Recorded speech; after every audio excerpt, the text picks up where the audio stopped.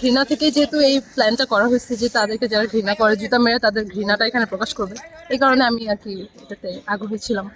Gift পেয়ে খুবই ভালো লাগছে, তাদের অনেক চান্স ছিল দেওয়ার জন্য।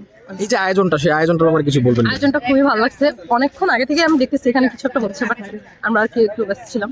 মানে আয়োজনটা আমার ভালো লাগছে জন্যই আমি অ্যাটেন্ড করলাম। 14ই ডিসেম্বর মহান বুদ্ধিজীবী দিবস উপলক্ষে আমরা ঘৃণাস্তম্ভে জুতা মারা কর্মসূচির আয়োজন করেছি এবং সেই আয়োজনে যারা জুতা মারতে পারবে একটা নির্দিষ্ট দূরত্ব থেকে তাদেরকে আমরা গিফট দিচ্ছি।